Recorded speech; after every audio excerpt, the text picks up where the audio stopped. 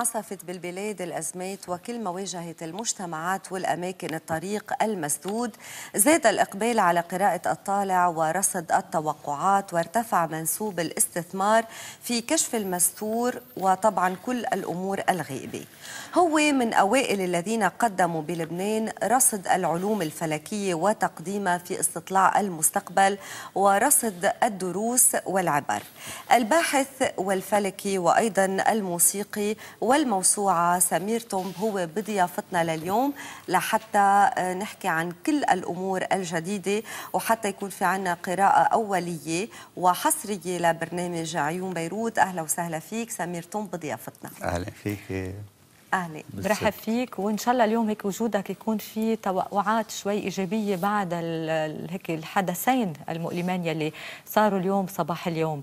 يعني نحن سعداء ناخذ منك توقعات خاص بعيون بيروت لأول مرة عم ينذكروا. هل بس السؤال، هل كنت أنت شايف اللي بده يصير صباحا أو ذكرته؟ هلا أنا ذكرت إنه بداية يعني الفصل الأول أو تقريبا الفصل الأول من 2014 هو استمرارية للي انتهت عليه 2013، وذكرت انه التوتر الامني والسياسي مستمر. البعض قالوا لي عم تشجعنا نمضي فيز ونسافر او نهاجر. طب انه مش يعني انه وصلنا له بالاخر. طبعا ما حددت انه هالنهار الفلاني او شيء، بكون هذا الشيء مش واقع اذا بقول لك اياه يعني، بس اعتبرت انه في استمرار للانفجارات، وممكن كمان تستمر انه ممكن نشوف اغتيالات لجهات سياسيه معينه من طائفه معينه. يعني هذا مسلسل رعب فينا نسميه مستمر سمير؟ للاسف مستمر شوي، بس في انفراج أنت يعني مع بوادر الصيفية. ايه صحيح مزبوط، يعني في انفراج.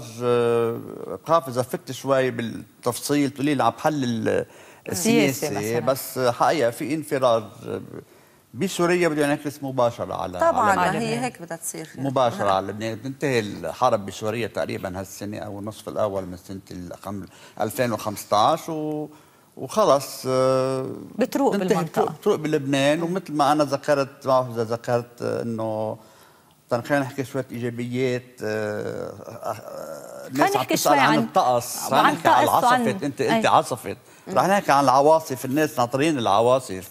أنا بعتقد في عاصفة ثلجية جاية من بلدان باردة بعيدة بشهر أذار مارس، وممكن تستمر لحوالي 20 آذار تقريبا.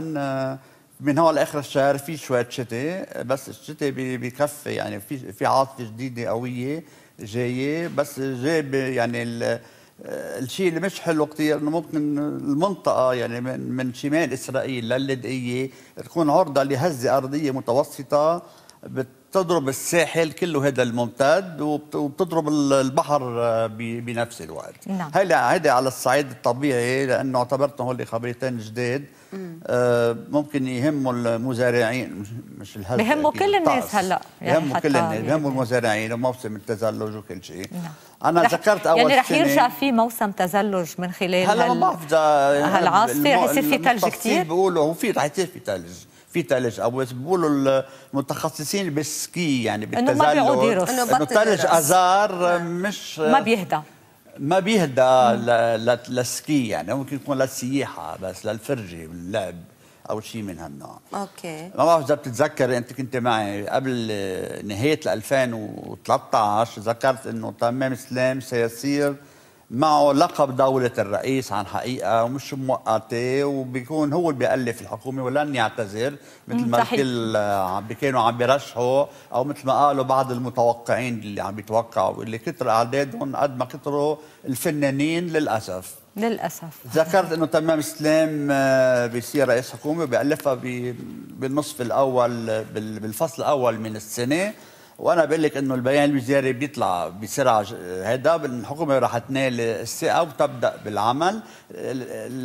هلا عم بيقولوا الكل انه رح تحكم شهرين ثلاثه ونعود الى حكومه تصريف الاعمال. طيب لا اكثر شوي من تصريف الاعمال، لانه حسب انا رؤيتي الخاصه انه شايف انه رح تمد اكثر من 25 ايار، لانه على الارجح حسب نظرتي انا انه في فراغ رئاسي يدوب شهرين او ثلاثه، وبتبقى هاي الحكومه هي اللي رح تحكم البلد بظل الفراغ، مستندة على الجيش وقوى الأمن اللي رح يبسط سلطه على من المرشح الأوفر حظا للرئاسة بلبنان حسب توقعاتك؟ هلا يعني في ترجيحات لبعض الشخصيات المستقله، يعني هلا البعض عم بيقولوا زياد بارود، بنحبه وبنحترمه وانا بحبه يعني وتعرفت عليه مؤخرا، بس ما راح يكون رجل المرحله. الاسمان اللي رست القرعه الفلكيه عليهم بالاخر هن ميشيل عون والوزير السابق جون عبيد.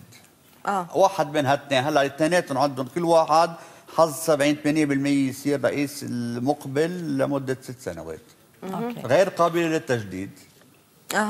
لهالدرجه بتقدر سمير؟ هيك انا الرؤيه الفلكيه وصلت معي للاخر، يعني انه قد ما عم ينكب اسماء مثل انه تيضيعوا الشنكاش او شيء الا ما يزبط شيء اسم بيقولوا.